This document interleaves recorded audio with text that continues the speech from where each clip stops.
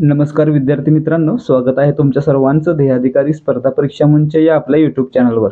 मित्रांनो, आज आपण पोलीस भरतीसाठी आपली मराठी व्याकरणाची सिरीज पुन्हा सुरू करत आहोत, ज्यामध्ये आपण आज मराठी व्याकरणाचा भाग 11 पाहणार आहोत, ज्यामध्ये 50 प्रश्न असतील. या अगोदर आपण जे 10 भाग पाहिले त्यामध्ये आपण एकूण 500 प्रश्न पाहिलेले आहेत. जर तुम्ही ते प्रश्न अजून पाहिले नसतील तर तुम्ही ते व्हिडिओ पाहून घ्या. तुम्हाला पोलीस भरती लेखी परीक्षेसाठी किंवा पुढे येणाऱ्या 9000 प्लस पोलीस भरतीसाठी हे व्हिडिओ नक्की उपयोगी पडतील. तर मित्रांनो, जर तुम्ही पोलीस भरतीची तयारी करत आहात, तुमचा पेपर अजून झालेला नाहीये, तर हा व्हिडिओ पूर्ण पहा आणि आपल्या मित्रांसोबत देखील शेअर करा आणि आवडल्यास लाईक करा. आता सुरुवात करूयात आजच्या प्रश्नांना. प्रश्न क्रमांक 1, अत्यंत या शब्दाचा संधी विग्रह करा. आता मित्रांनो, अति, अधिक, अंत, अत्यंत. ठीक आहे, पर्याय 3 आपलं उत्तर आहे. मग मित्रांनो, याहून पुढे जाऊन मुंबई पोलीस भरतीसाठी अवघड प्रश्न येऊ शकतात. कोणते? तर अत्यंत या शब्दामध्ये कोणत्या प्रकारची संधी आहे? कोणत्या प्रकारची आहे? मित्रांनो, आपल्याला संधीचे प्रकार माहित आहेत: स्वर संधी, व्यंजन संधी आणि विसर्ग संधी. तर त्यापैकी मित्रांनो, स्वर संधीचे काही उपप्रकार आहेत. त्यापैकी एक असतो यनादेश संधी. त्यामध्ये काय होतं? तर यनादेश संधीमध्ये जेव्हा ई, उ आणि रू या 3 स्वरांपुढे विजातीय स्वर येतो, तेव्हा काय होतं? ई, उ आणि रूचं रूपांतर य मध्ये होतं. त्याला काय म्हणायचं? यनादेश संधी म्हणायचं. मग या ठिकाणी पहा, अतिमध्ये काय? तचं शेवटचं अक्षर ई येतं आणि या ठिकाणी या ठिकाणी पहा, अत्यंत मध्ये काय झालेलं होतं? मग अति अधिक अंत, अतिमधील शेवटचं अक्षर किंवा शेवटचा स्वर ई आणि अंतमधील पहिला स्वर हे काय आहेत? दोन्ही स्वर आहेत आणि एकमेकांचे विजातीय आहेत, म्हणून या ठिकाणी ईचं काय बनतो? य बनतो. ठीक आहे. मग काय होतं? अति अधिक अंत, अत्यंत. जर विचारलं की अत्यंत मध्ये कोणत्या प्रकारची संधी आहे, तर काय सांगणार? यनादेश संधी. ठीक आहे. त्याच प्रकारचं दुसरं उदाहरण देखील आहे. प्रीत्यर्थ या शब्दाचा संधी विग्रह कसा असेल? मित्रांनो, प्रीती अधिक अर्थ, प्रीत्यर्थ. ठीक आहे, म्हणजेच पर्याय 3. ठीक आहे. तर मित्रांनो, याच्या पुढे जाऊन काय प्रश्न येणार आहे? प्रीत्यर्थ या शब्दामध्ये कोणत्या प्रकारची संधी आहे? कोणत्या आहे? या ठिकाणी देखील ई पुढे अ आला. काय झाला? ई पुढे अ आल्यामुळे ई साठी किंवा ईचा य बनला, म्हणजे काय? यनादेश संधी. लक्षात ठेवा, यनादेश संधी हा स्वर संधीचा प्रकार आहे. प्रश्न क्रमांक 3, चिदानंद या शब्दाचा विग्रह डॅश डॅश असा आहे. आता या ठिकाणी मित्रांनो, चिदानंद नाहीये, चिदानंद आहे. ठीक आहे, लक्षात ठेवा. काय होतं या ठिकाणी? तर चित्त अधिक आनंद, चिदानंद असा शब्द बनतो, म्हणजे पर्याय 1 आपलं उत्तर आहे. तर या ठिकाणी कोणत्या प्रकारची संधी होते? तृतीय व्यंजन संधी. म्हणजे काय? जेव्हा संधी होताना पहिल्या शब्दातील शेवटचं अक्षर हे क, च, ट, त, प यापैकी कोणतंही असतं आणि त्यापुढे जर त्याची संधी झाली तर त्यासाठी काय होतं? त्याच गटातील जे अक्षर आहे त्याच गटातील तिसरं अक्षर येतं, म्हणून याला काय म्हणायचं? तृतीय व्यंजन संधी म्हणायचं. ठीक आहे. म्हणजे काय? तर समजा प आला, तर प ची संधी होताना काय होईल? प च्या गटातील तिसरं व्यंजन येईल, म्हणजे काय? प, फ, ब येतं. या प्रकारे याचं रूपांतर होईल. ठीक आहे. तसंच या ठिकाणी काय झालेलं आहे? मग या ठिकाणी चित्त अधिक आनंद, त पुढे आ आला आणि तचं काय झालं? तच्या गटातील तिसरं अक्षर किंवा तिसरं व्यंजन कोणतं आहे? त, थ, द. तिसरं काय? द आहे, म्हणून या ठिकाणी चित्त अधिक आनंद, चिदानंद बनतोय. ठीक आहे. प्रश्न क्रमांक 4, षण्मुख या शब्दाचा संधी विग्रह करा. मित्रांनो, संधी विग्रह कसा होतोय? षण्मुख बरोबर षट अधिक मुख, म्हणजेच पर्याय 4 आपलं उत्तर आहे. या ठिकाणी कोणत्या प्रकारची संधी आहे अशा प्रकारचा प्रश्न येतो. तर काय प्रश्न येणार आहे? तर काय उत्तर येणार आहे? तर या ठिकाणी काय होते? अनुनासिक व्यंजन संधी होते. त्यामध्ये काय होतं? जर कोणत्याही वर्णापुढे कोणत्याही गटातील अनुनासिक आलं, समजा पहिल्या शब्दाचं शेवटचं अक्षर हे व्यंजन आहे आणि त्याच्या पुढे कोणत्याही प्रकारचं अनुनासिक आलं, म आलं, न आलं, ठीक आहे, तर काय होतं? त्या व्यंजनाचं रूपांतर त्या व्यंजनाच्या गटातीलच अनुनासिकामध्ये होतं. मग या ठिकाणी काय झालेलं आहे? ट पुढे म हे अनुनासिक आलं, म्हणून त्याचं रूपांतर कशामध्ये झालं? ट च्या गटातील न मध्ये झालं. ठीक आहे. म्हणजे या ठिकाणी कोणत्या प्रकारची संधी आहे? अनुनासिक व्यंजन संधी. ठीक आहे. प्रश्न क्रमांक 5, धातुसाधित नाम नसलेला पर्याय कोणता?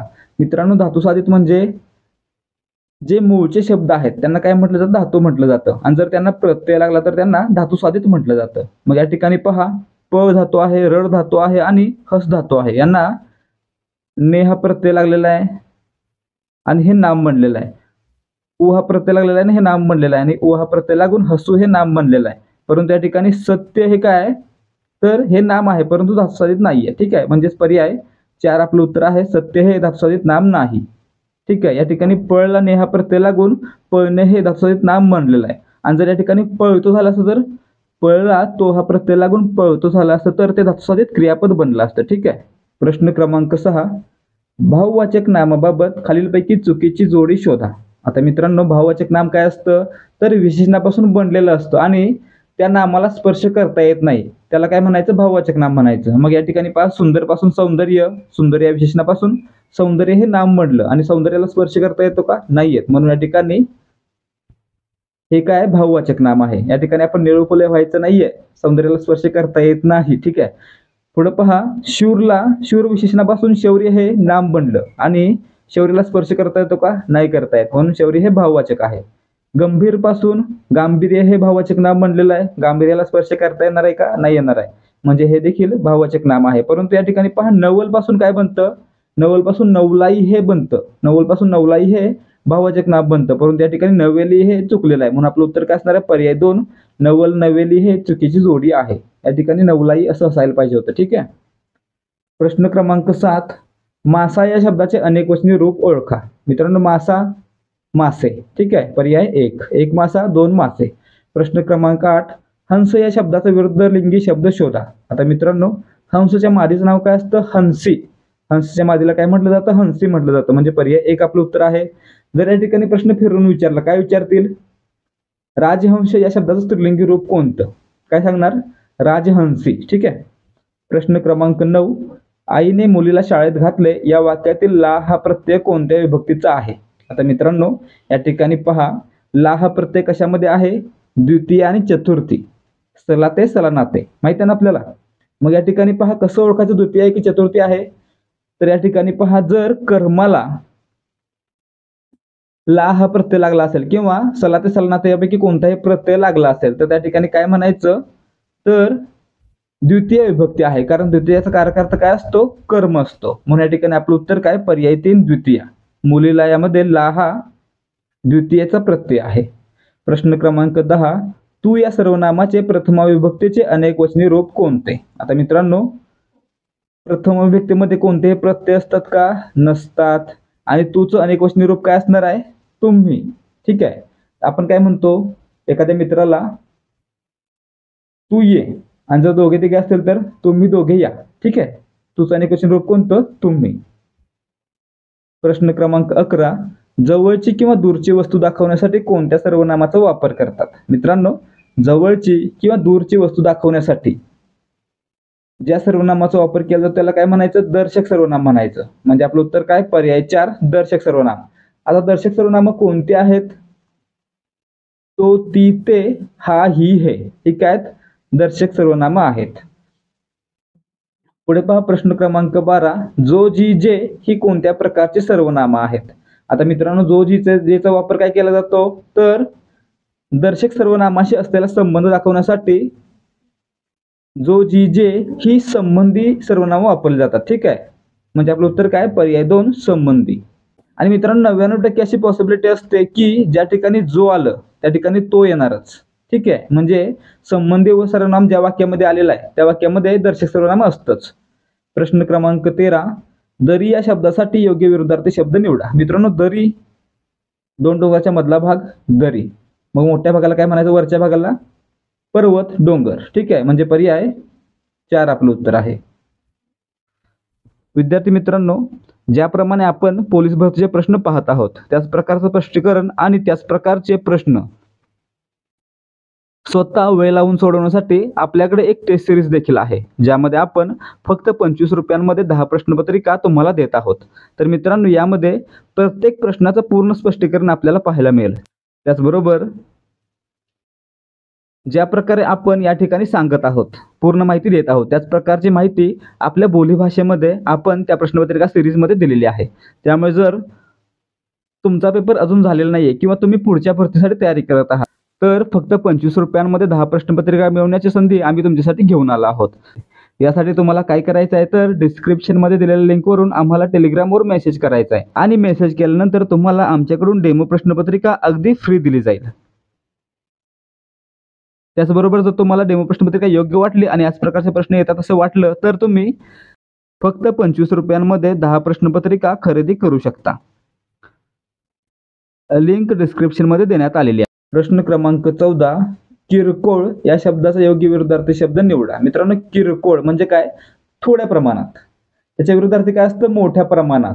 ठीक आहे, म्हणजे इंग्लिशमध्ये काय? होलसेल, मराठीमध्ये घाऊक. पर्याय 3 आपलं उत्तर आहे. प्रश्न क्रमांक 15, खालीलपैकी कोणती जोडी विरुद्धार्थी नाही? या ठिकाणी पहा, रोगी निरोगी बरोबर, आयव्यय बरोबर आहे, ग्राह्य त्याज्य बरोबर आहे. या तिन्ही काय आहेत? विरुद्धार्थी आहेत. या ठिकाणी सव्यंग म्हणजे काय? ज्याच्यामध्ये व्यंग आहे असा, आणि अपंग म्हणजे काय?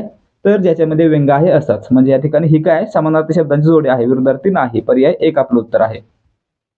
प्रश्न क्रमांक 16, खालीलपैकी विसंगत पर्याय ओळखा. परंतु, की, ही, तर. आता मित्रांनो, परंतु उभयान्वयी अव्यय, की उभयान्वयी अव्यय, तर उभयान्वयी अव्यय. परंतु ही काय? हे दर्शक सर्वनाम आहे, म्हणून या ठिकाणी काय म्हणूया? पर्याय 3 गटात बसत नाही. प्रश्न क्रमांक 17, खाली दिलेल्या शब्दांपैकी अशुद्ध शब्दाचा पर्याय कोणता? आता मित्रांनो, दीर्घायुषी बरोबर लिहिलेला आहे, धुलीवंदन बरोबर लिहिलेला आहे, शीत बरोबर लिहिलेला आहे. या ठिकाणी नाविन्य, फक्त नाविन्य आलं की काय असणार? वला दुसरी वेलांटी असणार, म्हणजे हे चुकलेलं आहे. पर्याय 3 आपलं उत्तर आहे. जर या ठिकाणी नाविन्य पूर्ण म्हटलं तर या ठिकाणी वला पहिली वेलांटी असणार. ठीक आहे. प्रश्न क्रमांक 18, अत्यंत भोळा मनुष्य या शब्दाचा अलंकारिक शब्द निवडा. मित्रांनो, भोळ्या मनुष्याला आपण काय म्हणतो? तर भोळा सांब असं म्हणतो, म्हणजे शंकराचं रूप असल्यासारखा भोळा व्यक्ती. ठीक आहे, पर्याय 1 आपलं उत्तर आहे. प्रश्न क्रमांक 19, परीक्षेत नापास झाल्यामुळे गौरांगला वडिलांनी डॅश डॅश हे वाक्य अर्थानुसार पूर्ण होण्यासाठी कोणत्या अलंकारिक शब्दाचा अर्थ येईल? आता मित्रांनो, या ठिकाणी काय झालं? नापास झाल्यानंतर काय होईल? मारहाण होईल, मारलं जाईल. ठीक आहे, तुडवलं जाईल म्हणा. यासाठी कोणता शब्द वापरला जातो? 14वे रत्न दाखवणे. ठीक आहे, म्हणजे आपलं उत्तर काय? पर्याय 1 14वे रत्न. या ठिकाणी रिकाम्या जागी काय येऊ शकतं? तर 14वे रत्न या अर्थाचा कोणताही शब्द येऊ शकतो. प्रश्न क्रमांक 20, नाटकाच्या प्रारंभीचे स्तवनगीत या शब्दसमूहासाठी एक शब्द निवडा. आता मित्रांनो, स्तवनगीत म्हणजे काय? तर नांदी. ठीक आहे, म्हणजे पर्याय 4 आपलं उत्तर आहे. परंतु या ठिकाणी पहा, नाटकाच्या प्रारंभी जे स्तवनगीत घेतलं जातं त्याला काय म्हटलं जातं? तर त्याला स्वगत असं देखील म्हटलं जातं. ठीक आहे, स्तवनगीत म्हणजे स्वगत किंवा नांदी, लक्षात ठेवा. प्रश्न क्रमांक 21, धर्मार्थ मोफत जेवण मिळण्याचे ठिकाण यासाठी अलंकारिक शब्द निवडा. मित्रांनो, या ठिकाणी पहा, सदाव्रतचा अर्थ काय असतो? तर सदा लोकांना अन्न वाटण्याचं व्रत घेतलेला व्यक्ती किंवा कुटुंब. म्हणून या ठिकाणी काय म्हणूया आपण? मोफत धर्मार्थ जेवण मिळण्याचं ठिकाण म्हणजे काय? सदाव्रत. कारण या ठिकाणी काय केलं जाणार आहे? अन्नदान केलं जाणार आहे, यासाठी त्यांनी व्रत घेतलेलं आहे, म्हणजे पर्याय 1 आपलं उत्तर आहे. प्रश्न क्रमांक 22, पुढीलपैकी कोणता शब्द परभाषिक नाही? मित्रांनो, पगार कोणत्या भाषेतून आला? पगार हा पोर्तुगीज भाषेतून आला. सरकार कोणत्या भाषेतून आला? सरकार हा फारसी भाषेतून आला. आणि कंदील कोणत्या भाषेतून आला? अरबी भाषेतून आला. आणि अतिथी, तर मित्रांनो, अतिथी हा शब्द मराठीतील आहे. ठीक आहे, म्हणजे पर्याय 4 आपलं उत्तर आहे. वरील 3 शब्द आहेत ते परभाषिक आहेत आणि अतिथी हा नाही. ठीक आहे. प्रश्न क्रमांक 23, खालीलपैकी संयुक्त स्वर कोणता आहे? मित्रांनो, संयुक्त स्वर कसा बनतो? तर 2 स्वर एकत्र येऊन तयार होणाऱ्या स्वराला काय म्हणायचं? संयुक्त स्वर. ठीक आहे, अ आणि ई एकत्र आला, ए बनला. आ आणि ई आला, ऐ बनला. ठीक आहे, त्याचप्रमाणे अ आणि उ आला, काय बनला? ओ आला. म्हणजे ओ हा संयुक्त स्वर आहे. आता मित्रांनो, तुम्ही म्हणाल लृ हा संयुक्त स्वर नाही का? लचा पाय मोडला देखील तरी देखील लृ हा स्वतंत्र स्वर आहे मराठीमध्ये. ठीक आहे. प्रश्न क्रमांक 24, खालीलपैकी मूर्धन्य नसलेला वर्ण कोणता आहे? आपण पाहिलेलं होतं की उच्चार स्थानानुसार वर्णांचे काय प्रकार पडतात, कोणते प्रकार पडतात, ते कोणते कोणते? औष्ट्य, दंत्य, दंतोष्ट्य, तालव्य, दंत तालव्य, कंठ. ठीक आहे, यासारखे प्रकार आपण पाहिलेले होते. मग या ठिकाणी पहा, न काय आहे? नचा उच्चार करताना आपली जीभ आहे ते आपल्या टाळूला स्पर्श करते, त्याला काय म्हणायचं? मूर्धन्य म्हणायचं.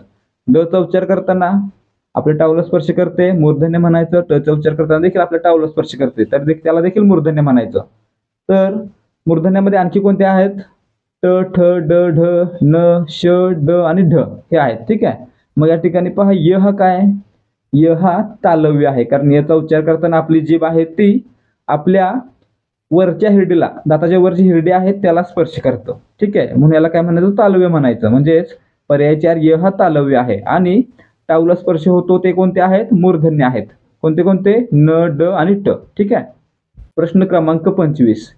खाली दिलेल्या संधीतून व्यंजन संधीच्या गटात न बसणारा पर्याय निवडा. मित्रांनो, व्यंजन संधी म्हणजे काय असतं? तर दोन शब्दांची संधी होताना पहिल्या शब्दाचं शेवटचं अक्षर हे व्यंजन असतं आणि दुसऱ्या शब्दाचं पहिलं अक्षर हे व्यंजन किंवा स्वर असतं, तेव्हा त्या ठिकाणी काय म्हणायचं? व्यंजन संधी म्हणायचं. मग या ठिकाणी पहा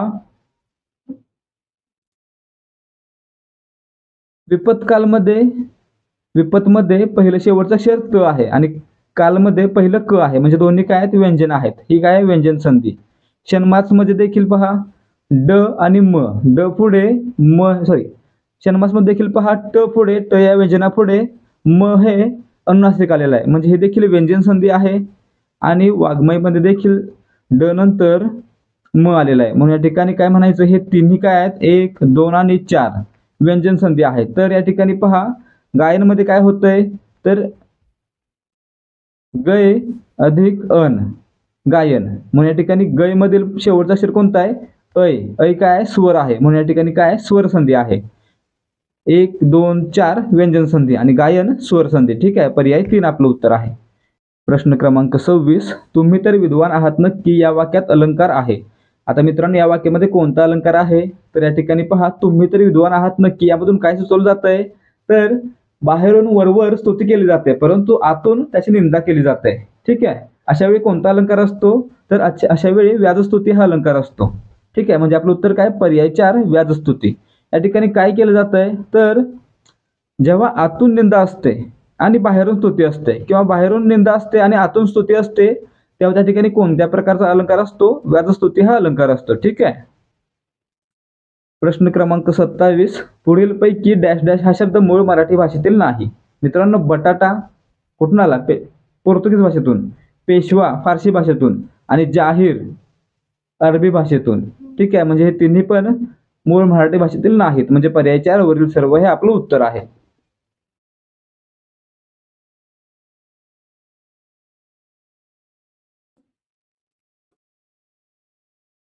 प्रश्न क्रमांक 28. शेवट करणे यासाठी डॅश डॅश हा वाक्यप्रचार आहे. मित्रांनो, शेवट करण्यासाठी कोणता वाक्यप्रचार वापरला जातो? इतिश्री करणे, म्हणजे पर्याय 1 इतिश्री करणे, शेवट करणे.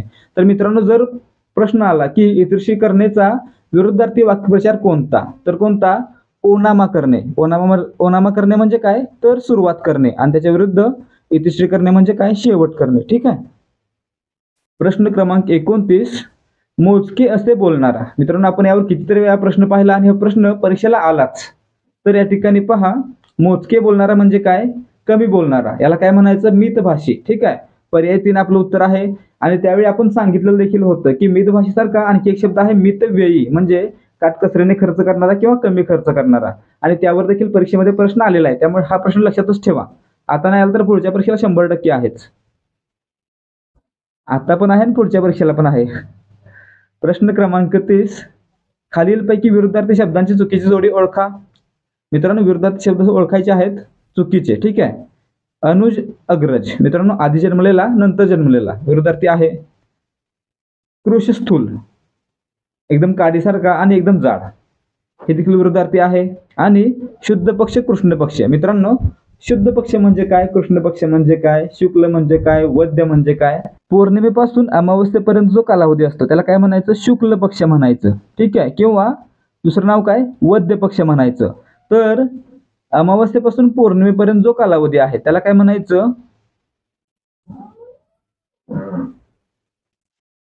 शुद्ध पक्ष म्हणायचं किंवा कृष्ण पक्ष म्हणायचं. मग या ठिकाणी पहा शुद्ध पक्ष आणि कृष्ण पक्ष समानार्थी आहेत. त्याच्या विरुद्धार्थी कोणता? वद्य पक्ष किंवा शुक्ल पक्ष. म्हणजे आपलं उत्तर काय? पर्याय 2. ठीक आहे. ही चुकीची जोडी आहे, विरुद्धार्थी नसून समानार्थी शब्दांची आहे. प्रश्न क्रमांक 31. ढग या शब्दाला योग्य समानार्थी शब्द सांगा. मित्रांनो, ढग साठी कोणते समानार्थी शब्द आहेत? मेघ, अंबुध, अभ्र, पयोदर, जलद, जलधर, नीरद, वारिद, पयोध, अब्द, आद्र आणि महुदा, ठीक आहे, इत्यादी. मग या ठिकाणी कोणता आलेला आहे? अभ्र आलेला आहे, म्हणजे पर्याय एक आपलं उत्तर आहे. प्रश्न क्रमांक 32, एकाच काळात हयात असणारे म्हणजे. मित्रांनो, एकाच काळात हयात असणारे म्हणजे समान काळात असणारे, समकालीन, ठीक आहे, पर्याय 3 आपलं उत्तर आहे. एकाच वयाचे समवयीन, ठीक आहे, एकवयीन आणि समवयीन समानार्थी आहेत. प्रश्न क्रमांक 33, पुढील वाक्यात प्रयोग ओळखा. राजाने प्रधानाला बोलवले. आता मित्रांनो, प्रयोग कसं ओळखतो आपण? वाक्यामध्ये कर्ता कोणता, कर्म कोणता आणि क्रियापद कोणतं हे शोधतो आणि त्यानंतर क्रियापदाचं रूप कर्त्यानुसार बदलतं का ते पाहतो, कर्त्याच्या लिंगवचनानुसार बदलतं का ते पाहतो, किंवा कर्माच्या लिंगवचनानुसार बदलतं का ते पाहतो. जर कर्त्याच्या लिंगवचनानुसार बदललं तर कर्तरी, कर्माच्या लिंगवचनानुसार बदललं तर कर्मणी आणि दोन्हीनुसार नाही बदललं तर भावी प्रयोग असणार आहे, ठीक आहे. मग या ठिकाणी पहा, राजाने याऐवजी काय करूया, राणीने प्रधानाला बोलावले. बोलावले आहेच राहिलं, ठीक आहे. कर्त्याचं रूप बदललं तरी क्रियापदाचं रूप बदलत नाही, म्हणजे कर्तरी तर नाहीयेच. आता कर्मणी पहा, कर्माचं रूप बदला. प्रधानाचं अनेक वचन करूया, प्रधानांना बोलवले, ठीक आहे. एकाला बोलवले की अनेकांना बोलवले.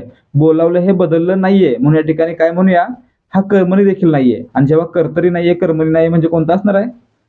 भावी असणार आहे, ठीक आहे. मग या ठिकाणी पर्यायामध्ये भावी कोणता आलेला आहे? सकर्मक भावे, कारण या वाक्यामध्ये प्रधान हे कर्म आलेलं आहे आणि ज्या वाक्यामध्ये, ज्या भावी प्रयोगातील वाक्यामध्ये कर्म असतं त्याला काय म्हणायचं? सकर्मक भावे, ठीक आहे. पर्याय 3 आपलं उत्तर आहे.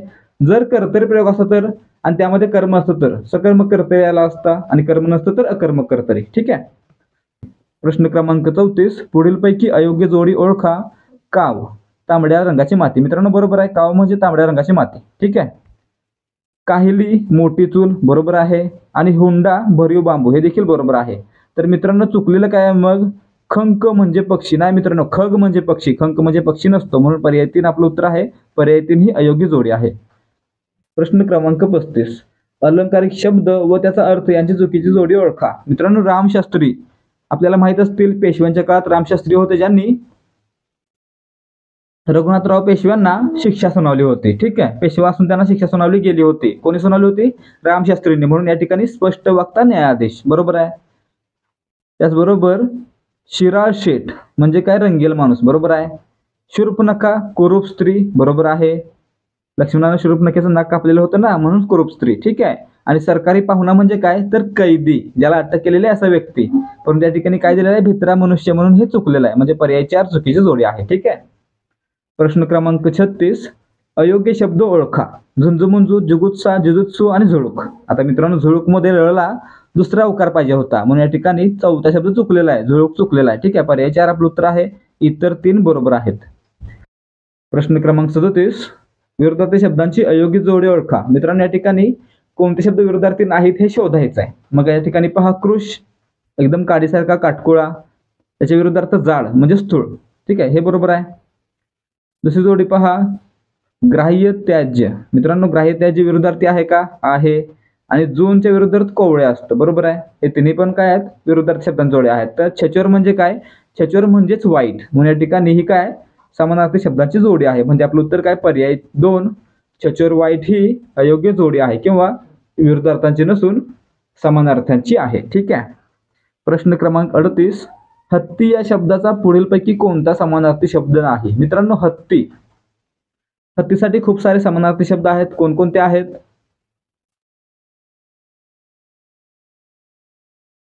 गज, कुंजर, दंती, गजेंद्र, गयंद, हस्ती, करी, द्वीप, वारण, व्याल, वितुंड, नाग, कुंभी, सिंदूर, मतंग, मदकल, करीश, हे सर्व काय? हत्तीसाठी समानार्थी शब्द आहेत. त्या ठिकाणी कोणता आलेला आहे मग? वारण आहे, गज आहे, नाग आहे. नाग देखील हत्तीचा समानार्थी शब्द आहे, लक्षात ठेवा. नाहीतर नाग म्हणजे साप म्हणाला आणि शब्द उत्तर चुकून बसाल. नाग म्हणजे देखील हत्ती असतो, ठीक आहे. आणि वनराज म्हणजे काय? सिंह, म्हणून या ठिकाणी पर्याय 3 वनराज हा हत्तीचा समानार्थी शब्द नाही. प्रश्न क्रमांक 39, शंकर या शब्दाचा पुढीलपैकी कोणता समानार्थी शब्द आहे? मित्रांनो, शंकर म्हणजे काय? तर भगवान भोलेनाथ शंकर. त्यासाठी कोणकोणते शब्द वापरले जातात? महादेव, शिव यासारखे अनेक शब्द आहेत. त्यापैकी एक कोणता आहे? सांब आहे, ठीक आहे. म्हणजे पर्याय 3 आपलं उत्तर आहे. तर मित्रांनो, केशव म्हणजे कृष्ण किंवा विष्णू. शेषशाही म्हणजे नागावर झोपलेला कोण? विष्णू. आणि नारायण विष्णू, ठीक आहे. हे तिन्ही काय? विष्णूचे आहेत, विष्णूचे समानार्थी शब्द आहेत. आणि सांब कोणाचा आहे? शंकराचा आहे. ठीक आहे. प्रश्न क्रमांक 40, पुढीलपैकी कोणता अर्थालंकार नाही? आता मित्रांनो, अर्थालंकार आणि शब्दालंकार हे अलंकाराचे दोन प्रकार आहेत. अर्थालंकार म्हणजे काय, तर शब्दाच्या, वाक्यातील, कवितेतील शब्दाच्या अर्थावरून जे अलंकार होतात त्यांना काय, अर्थालंकार म्हणायचं. आणि शब्दावरून होणाऱ्यांना शब्दाचा पुनर्वापर, शब्दाची पुनरावृत्ती यामुळे होणाऱ्या अलंकाराला शब्दालंकार म्हणायचं. मग या ठिकाणी पहा, उपमामध्ये उपमेय आणि उपमान असतं. या ठिकाणी काय, अर्थालंकार. उत्प्रेक्षा,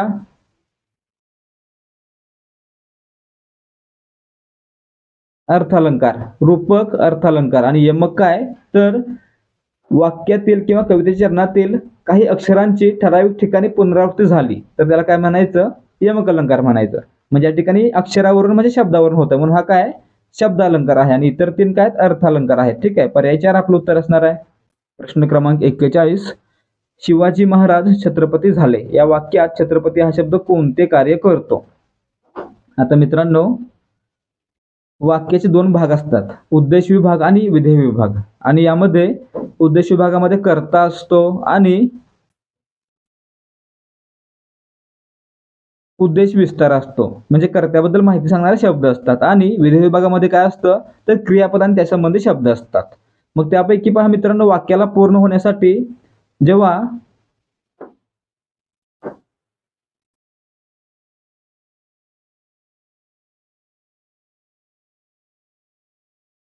आणि मित्रांनो या ठिकाणी पहा, जेव्हा कर्त्याविषयी माहिती सांगणारा शब्द कर्त्याच्या नंतर आला तर त्याला काय म्हणायचं, विधीपूरक म्हणायचं. ठीक आहे. म्हणून या ठिकाणी छत्रपती शिवाजी महाराजांबद्दल माहिती सांगणारा छत्रपती हा शब्द त्यांच्या नावानंतर आला म्हणून याला काय म्हणायचं, विधीपूरक म्हणायचं. म्हणजे पर्याय 1 आपलं उत्तर आहे. ठीक आहे. प्रश्न क्रमांक 42, सायंकाळी मी क्रीडांगणावर खेळतो किंवा मित्रांबरोबर फिरावयास जातो वाक्याचा प्रकार ओळखा. आता मित्रांनो या ठिकाणी पहा, आन्सर की मध्ये उत्तर काय आलेलं होतं, आन्सर की मध्ये उत्तर आहे यापैकी नाही. का आलं काही माहित नाही. ठीक आहे. परंतु या ठिकाणी पहा, जेव्हा 2 किंवा अधिक वाक्य प्रधानत्वसूचक उभयान्वी अव्ययानं जोडली जातात तेव्हा त्या ठिकाणी संयुक्त वाक्य असतं. ठीक आहे. आणि या ठिकाणी किंवा हे विकल्पबोधक म्हणजेच प्रधानत्वसूचक उभयान्वी अव्यय आलेला आहे म्हणून या ठिकाणी हे कोणत्या प्रकारचं वाक्य असणार आहे, संयुक्त वाक्य असणार आहे. ठीक आहे. पर्याय 3 आपलं उत्तर आहे. जर कोणाला माहित असेल की उत्तर यापैकी का नाही का आलेलं होतं पेपरमध्ये, आन्सर की मध्ये यापैकी नाही उत्तर का दिलं तर ते कमेंट करून सांगा. प्रश्न क्रमांक 43, अन्न हा शब्द कोणत्या भाषेतून मराठीत आलेला आहे? मित्रांनो, अन्न हा शब्द आलेला आहे कानडी भाषेतून म्हणजे पर्याय 1 आपलं उत्तर आहे. प्रश्न क्रमांक 44, तोंडी लावणे या शब्दाचा समास ओळखा. आता मित्रांनो या ठिकाणी पहा, तोंडी लावणे हा तत्पुरुष समासाचा प्रकार आहे किंवा तत्पुरुष समासातील शब्द आहे. परंतु कोणत्या प्रकारच्या, तर अलुक तत्पुरुष समास. पर्याय 2 आपलं उत्तर आहे. आणि का, तर या ठिकाणी पहा, जेव्हा सामासिक शब्दातील पहिल्या शब्दाचं शेवटचं अक्षर, शेवटचा वर्ण हे काय असतं, सप्तमीचा ई हा प्रत्यय असतो आणि समास झाल्यानंतर देखील त्यामध्ये बदल होत नाही तेव्हा त्या ठिकाणी काय म्हणायचं, अलुक तत्पुरुष समास म्हणायचं. या ठिकाणी तोंडी अधिक लावणे, तोंडी लावणे. आणि या ठिकाणी तोंडी लावण्यामध्ये ई बदलतंय का, नाही बदलत आहे म्हणून या ठिकाणी अलुक तत्पुरुष समास. ठीक आहे.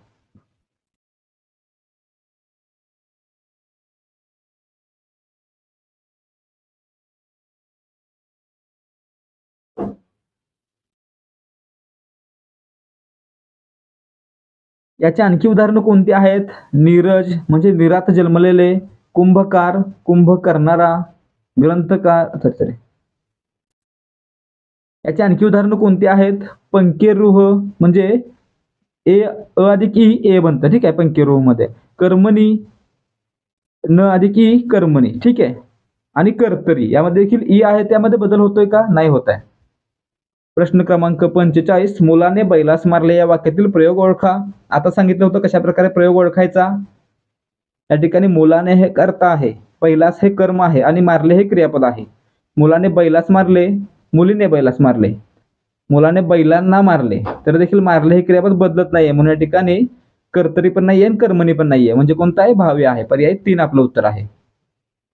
प्रश्न क्रमांक 46, मी आपला काय बोलणार या वाक्यातील आपला हा शब्द काय आहे? मित्रांनो या ठिकाणी पहा, मी काय बोलणार मूळ वाक्य आहे. या ठिकाणी आपला हा शब्द नसता तरी काही फरक पडला नसता, परंतु या ठिकाणी फक्त वाक्याला सौंदर्य यावं, म्हणून ह्या शब्दाचा वापर केलेला आहे. आणि ज्या शब्दाचा वापर वाक्याला सौंदर्य येण्यासाठी केला जातो, परंतु वाक्याचा अर्थ पूर्ण होण्यासाठी त्याची आवश्यकता नसते, त्याला काय म्हणायचं, केवळ प्रयोगी अव्यय म्हणायचं. म्हणजे पर्याय 2 आपलं उत्तर आहे. प्रश्न क्रमांक 47, पहिला वर्ग यातील विशेषणाचा प्रकार ओळखा. मित्रांनो, विशेषणाचा एक प्रकार आहे संख्यावाचक विशेषण. त्याचे उपप्रकार कोणते आहेत? गणनावाचक, क्रमवाचक, आवृत्तीवाचक आणि अनिश्चित संख्या विशेषण. ठीक आहे. तर मित्रांनो, हे कसे ओळखायचे असतात? जर 1, 2, 3 या प्रकारे मोजले तर काय म्हणायचं? गणनावाचक. म्हणजे काय? गणना केली जाते म्हणून गणनावाचक. ठीक आहे. आणि पहिला, दुसरा, तिसरा असं म्हटलं तर क्रम दाखवतोय. हा पहिला, हा दुसरा, तिसरा क्रम असेल तर क्रमवाचक संख्या विशेषण. ठीक आहे. आवृत्तीवाचक कधी? एकपट, दुप्पट, तिप्पट, चौपट. ठीक आहे. पट्टीमध्ये दाखवलं तर आवृत्तीवाचक. ठीक आहे. आणि अनिश्चित संख्यावाचक कोणते? थोडे, फार. हे काय? प्रमाण दाखवत आहेत, परंतु ते प्रमाण फिक्स आहे का? नाहीये. थोडे किंवा फार यामध्ये प्रमाण फिक्स नाहीये, म्हणून या ठिकाणी हे अनिश्चित. मग या ठिकाणी पहा, पहिला काय आहे? मोजण्यामधील पहिला येतोय. म्हणजे काय? क्रमामधील पहिला येतोय. पहिला, दुसरा, तिसरा. म्हणजे या ठिकाणी आपलं उत्तर काय? पर्याय 2 पहिला हे क्रमवाचक संख्या विशेषण आहे. प्रश्न क्रमांक 48, विभक्तीचे एकूण किती प्रकार आहेत? मित्रांनो, विभक्तीचे एकूण प्रकार किती? 8. प्रथमा, द्वितीया, तृतीया, चतुर्थी, पंचमी, सप्तमी आणि संबोधन. संबोधन हा 8वा प्रकार आहे, लक्षात ठेवा. म्हणजे पर्याय 3 आपलं उत्तर आहे. प्रश्न क्रमांक 49, साखर या नामाचा प्रकार ओळखा. आता या ठिकाणी पहा, एकाच जातीच्या पदार्थातील समान गुणधर्मामुळे त्या वस्तूला किंवा त्या पदार्थाला जे नाव दिलं जातं त्याला काय म्हणायचं? सामान्य नाम म्हणायचं. ठीक आहे. उदाहरणार्थ काय? मुलगी, मुलगा, घर, शाळा, पुस्तक, नदी, शहर, साखर, पाणी, दूध, सोने, कापड, सैन्य हे काय आहेत? सामान्य नाम आहेत. म्हणजे या ठिकाणी आपलं उत्तर काय? पर्याय 1 सामान्य नाम. साखरेचा गुणधर्म काय? गोड असणे. प्रश्न क्रमांक 50, अत्यल्प या शब्दातील संधी ओळखा. आता मित्रांनो, या ठिकाणी काय झालं? अति, अधिक, अल्प. काय झालं? अतिमधील ई पुढे काय आला? अ आला. ई पुढे अ आल्यानंतर ईचा काय झाला? य झाला. ठीक आहे. अति, अधिक, अल्प, अत्यल्प. मग या ठिकाणी कोणत्या प्रकारची संधी असेल? तर ई पुढे अ आल्यामुळे स्वर संधी असेल. ठीक आहे. पर्याय 2 आपलं उत्तर आहे. परंतु यापुढे जाऊन विचारलं, पर्यायामध्ये स्वर संधी नसून दुसरा कोणता प्रकार असेल? तर यनादेश संधी असेल. यनादेश संधी हा प्रकार आहे. ठीक आहे. तर विद्यार्थी मित्रांनो, आजसाठी फक्त एवढंच. जर तुम्हाला आजचा व्हिडिओ आवडला असेल तर व्हिडिओला लाईक करा आणि व्हिडिओमधील माहिती समजली असेल तर आपल्या मित्रांसोबत देखील शेअर करा.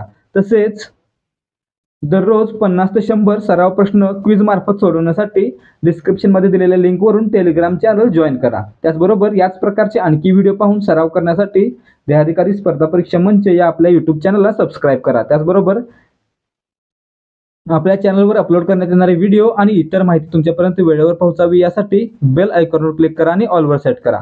भेटूया या सिरीजच्या पुढच्या भागामध्ये. जय हिंद, जय महाराष्ट्र.